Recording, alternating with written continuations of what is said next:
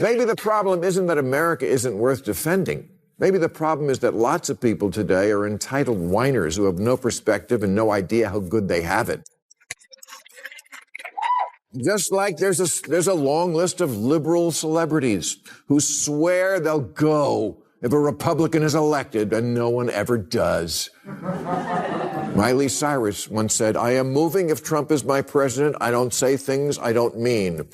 Here she is looking miserable, having to endure America at the Grammys last Sunday.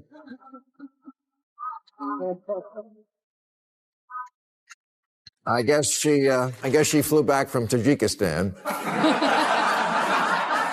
Bill Maher has gone after woke Hollywood once again, and the result was devastating.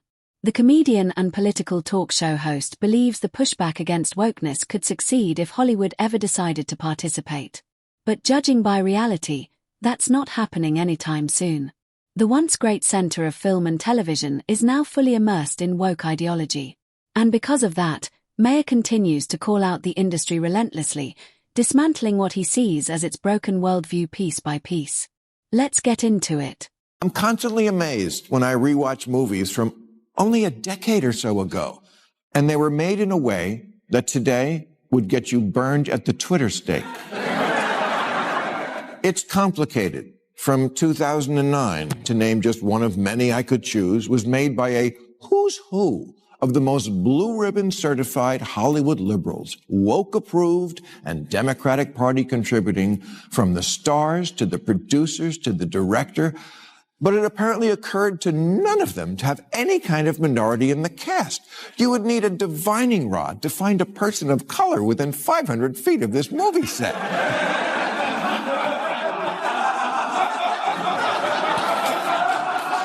But if they made it today, they'd do better. Classic Hollywood films were pure gold. They came from a time when storytelling mattered more than ideology.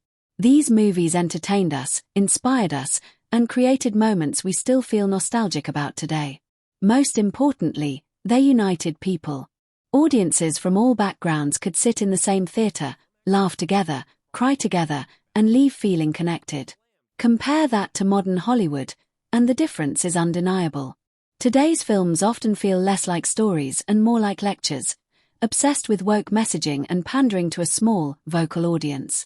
Instead of bringing people together, people today don't seem to have a realistic view of how progress works. For example, do you know who Time magazine's Man of the Year was in that year of 1973?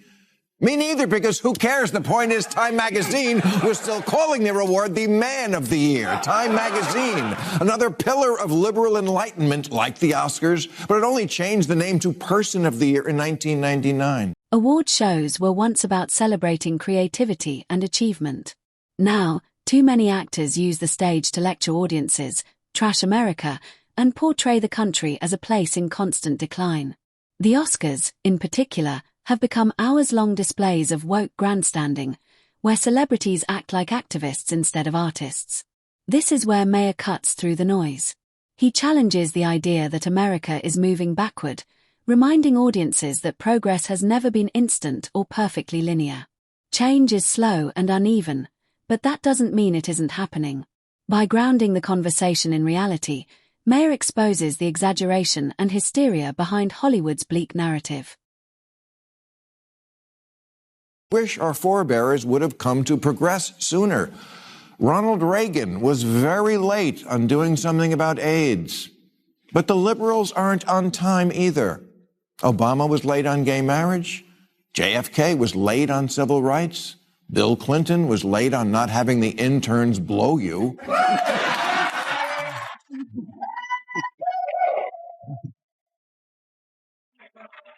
I don't know if everything happens everywhere all at once. Even Hollywood's preferred political party has often been late to major social issues. But that doesn't mean America isn't progressing. In a large and diverse nation, progress has never been fast or clean. It happens through debate, resistance, and gradual acceptance. Arriving late is not the same as moving backward. Too often, hesitation is framed as moral failure or national decline. I don't want to be a problem, but I need to get the out of this country. The out of this country. The one you want to be elected to a leadership position in? What was your campaign slogan? America, a shining hole on a hill?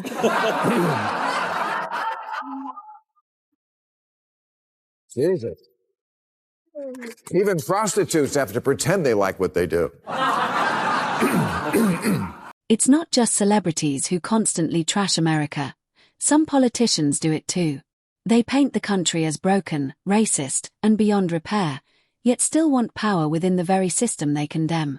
If America is truly that terrible, why are they so eager to lead it? Again, I'm confused by this political message. Vote for me because I hate it here. Now, does America have big problems? Yes, I've often cited the America sucks list. Things like being 54th in the world in infant mortality behind Cuba, 19th in literacy behind Russia, 72nd in female representation in government behind Iraq. A lot of work to do here. And is it possible for a country to lose itself so much that leaving it is justified? Yes, but we're not there yet, not by a long shot, and we don't need quitters. We need people who will stay and fix it. Maher is honest about one thing. America isn't perfect, and it isn't finished improving. Serious problems remain, and progress can be frustratingly slow. But perspective matters. Compared to many countries around the world, the United States is still far ahead. And that explains one undeniable fact. People still want to come here. America offers opportunity on a scale few nations can match. The system may be messy and Maybe the problem isn't that America isn't worth defending.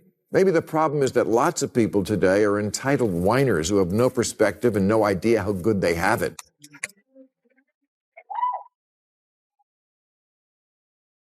"59% of self-identified liberals say there have been times when they considered leaving America for good, like after NBC canceled The West Wing." I don't get it. You want so badly for every immigrant to come to this country and experience the good life, but somehow it's so terrible you want to leave? And I see conservatives in Texas are talking secession again. They have two bumper stickers in that state. America, love it or leave it, and we're leaving it. Maher also highlights a major contradiction within woke culture. Many of its loudest voices claim America is systemically broken, yet they encourage mass immigration into the same country they criticize. At the same time, they constantly threaten to leave. If America is truly so awful, why encourage millions to come here, and why stay at all? These conflicting beliefs reveal a worldview driven by performative outrage, not logic. People come to America for freedom, safety, and opportunity. Denying that truth while benefiting from it is pure hypocrisy. Just like there's a long list of liberal celebrities who swear they'll go if a Republican is elected, and no one ever does. Miley Cyrus once said, "I am moving if Trump is my president. I don't say things I don't mean." Here she is looking miserable, having to endure America at the Grammys last Sunday.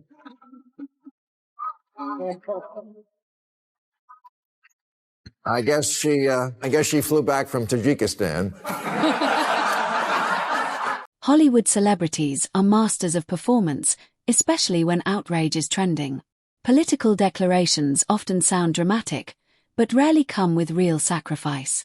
That's why no one was surprised when celebrities like Miley Cyrus stayed put after promising to leave the country if Trump won. Leaving would mean... Then there's all the TikToks telling Americans things like, "It's fucked. I think the new American dream is to leave. I'm 18 years old and I escaped America." Yeah. Yeah, you don't have to escape America. That wall we're always debating isn't to keep you in.